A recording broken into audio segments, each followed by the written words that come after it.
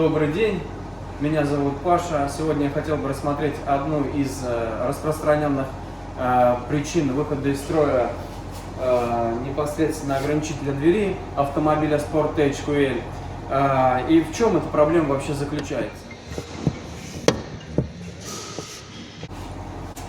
Говорю о том, что мы заранее все подготовили, сняли непосредственно сам ограничитель и разобрали его. Давайте посмотрим, из чего он состоит.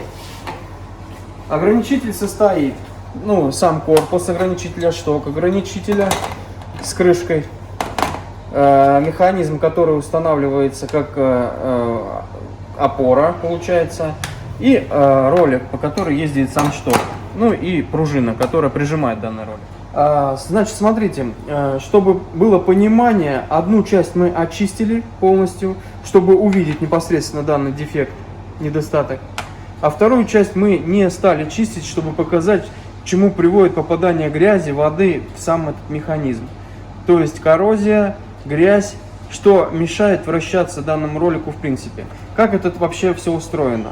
То есть, в принципе, в этом корпусе шток закреплен таким образом, только он плотно прижимается пружиной и ходит вверх-вниз, вверх-вниз.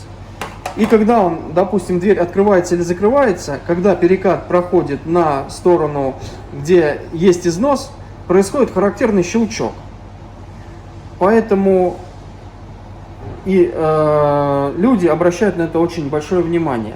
Но приезжая к официальному дилеру, в основном данную деталь меняют по гарантии, но могут отказать по причине именно попадания воды, что приводит, скажем так, к такому дефекту.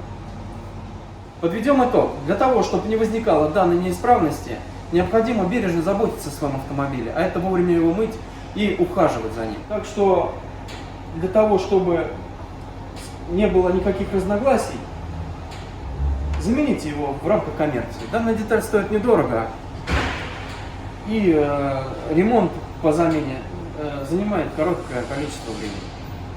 С вами был Павел, очень приятно, всем пока.